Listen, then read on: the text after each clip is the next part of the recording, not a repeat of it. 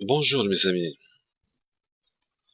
aujourd'hui on va réaliser un petit tableau avec Excel qui calcule les ventes et compare les prévisions euh, à la moyenne des ventes.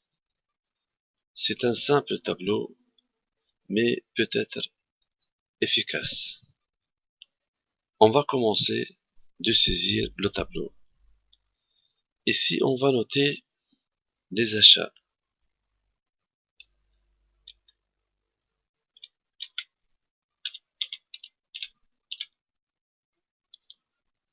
Ici, stock. Ici, avertissement stock.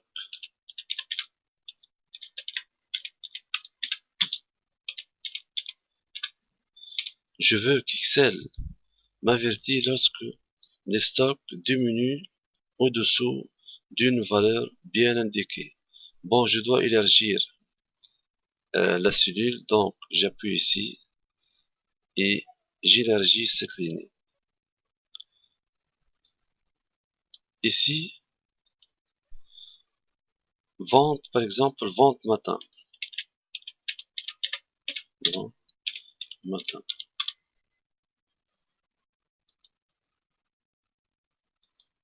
J'élargis aussi. Ici, par exemple, vente après-midi. Vente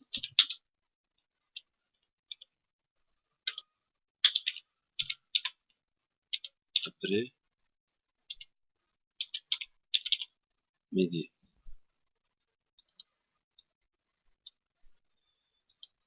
Ici, la somme des ventes. Somme des ventes.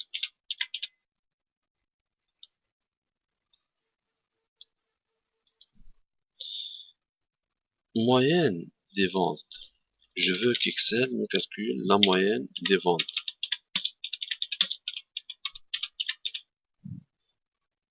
J'espère que j'ai pas commis de faute de frappe ou d'orthographe.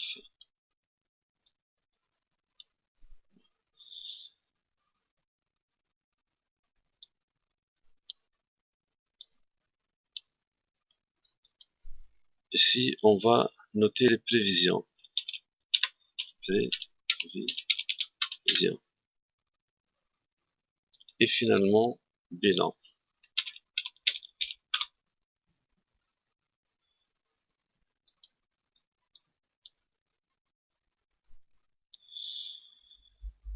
Pour cette colonne, je vais noter les jours. Lundi, mardi, mercredi, jeudi, vendredi et samedi. Bien sûr, dimanche est férié.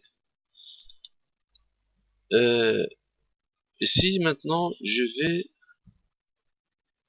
vais distinguer les titres. Pour cela, je change de style, par exemple, rouge-gras.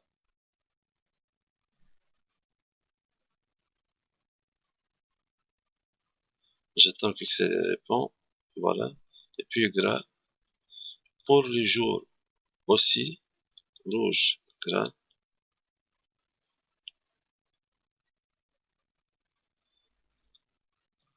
Maintenant, je vais encadrer tout le tableau. Pour cela, je sélectionne le tableau et je clique sur cette commande et je choisis toutes les bordures. Voilà, mon tableau maintenant est prêt. Donc je vais noter les achats. Par exemple, lundi, j'ai acheté une centaine d'unités de marchandises. 100. Mardi, par exemple, j'ai acheté 70. Mercredi, par exemple, 80. Jeudi, 100. Vendredi, 50. Et samedi, 100. Stock, je vais laisser. Bon, je peux aussi centrer les données. Bon, je sélectionne et puis centrer. Stock, je laisse maintenant. Avertissement stock aussi.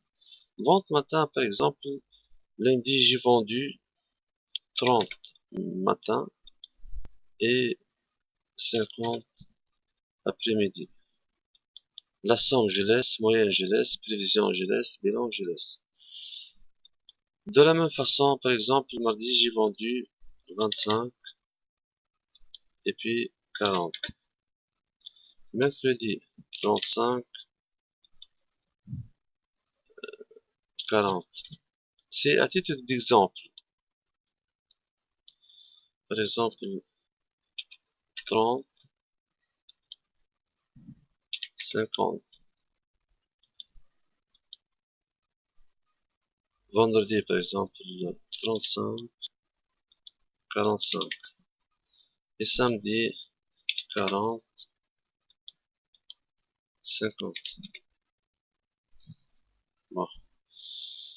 Pour calculer les stocks, je vais faire une soustraction. Achat moins somme des ventes.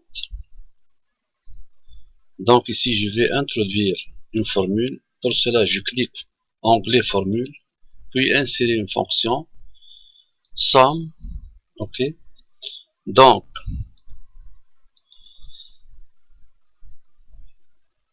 la somme, c'est achat B3 moins somme G3. Bon, on appelle la cellule B3, c'est-à-dire, par exemple, cette cellule, je clique OK avant. Cette cellule s'appelle B3. Voilà, ici B3, c'est-à-dire colonne B et ligne 3. Ici, puisque j'ai achat 100 et somme vide, donc Excel a fait 100 moins 0, donc il reste 100. Mais tout à l'heure, lorsque je vais changer la valeur de somme, bien sûr, le stock va changer. Bon, je vais copier maintenant cette fonction, copier, et puis j'étale le curseur pour les autres jours, et puis OK, et voilà, la formule a été copiée. Donc ici, j'ai achat 70, mais j'ai vide somme, donc voilà, les achats sont équivalents au stock.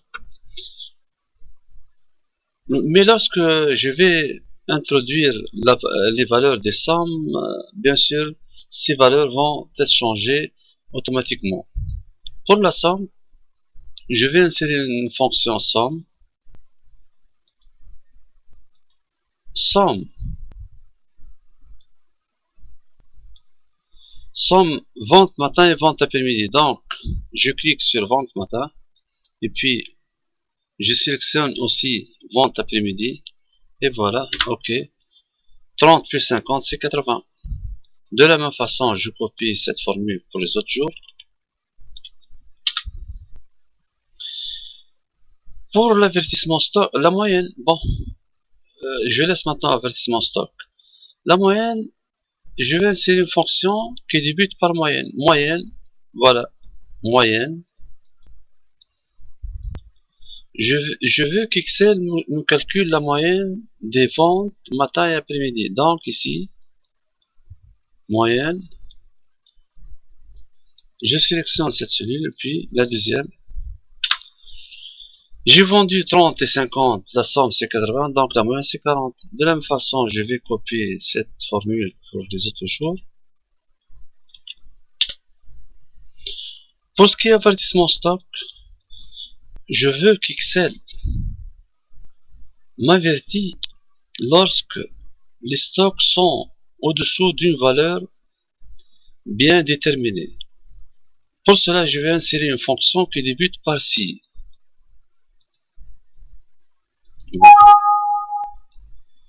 Si cette cellule que représente le stock, c'est-à-dire C3, inférieur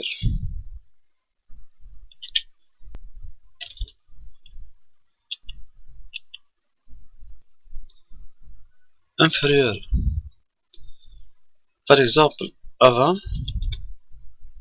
point virgule, c'est le langage qu'Excel comprend, point virgule, j'ouvre le guillemets, je veux qu'Excel m'affiche attention, attention, les stocks sont au-dessous de 20.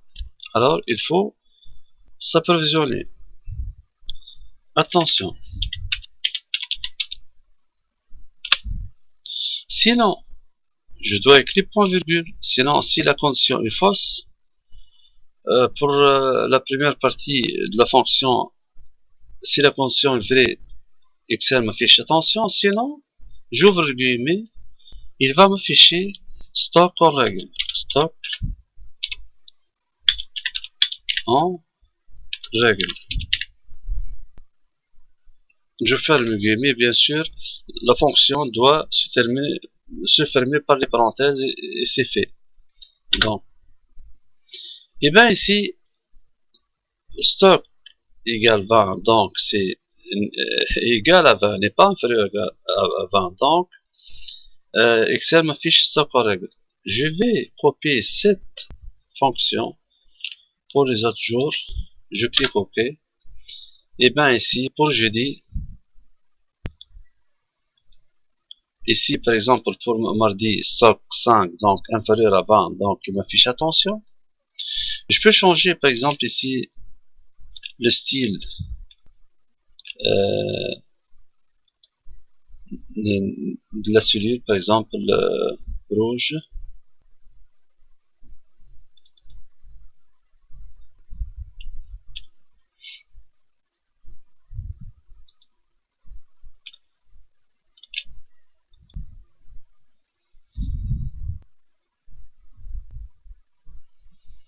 J'attends que Excel me réponde. Voilà, par exemple ici, puisque c'est un avertissement, donc j'aime bien que le style soit rouge pour mettre en évidence, c'est-à-dire pour faire attention. Pour les prévisions, c'est la même formule. Si, formule, insérer une fonction, si, bon, ok. Si la somme des ventes, cette cellule, inférieure,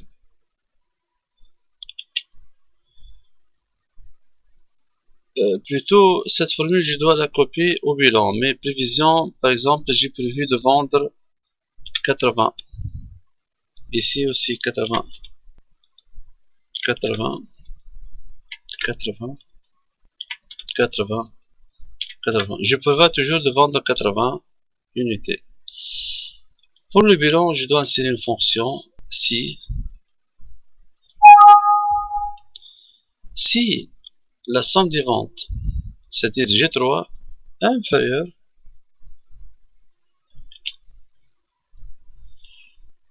à cette cellule qui est des prévisions, donc point virgule, guillemets, pas bon. Par exemple, la récolte n'est pas bonne. Pas bon. Je ferme le guillemet. Sinon, point virgule, un autre point virgule. J'ouvre le guillemet. Sinon, bon. Je ferme le guillemet. Et la parenthèse aussi est fermée. Donc, ici, la somme était 80. Et les prévisions 80. Donc, la somme des ventes n'est pas inférieure aux prévisions. Donc, le bilan est bon. Je copie cette formule pour les autres jours. Ici, par exemple, pour mardi, la somme était 65, donc inférieure à 80, donc le bilan n'est pas bon.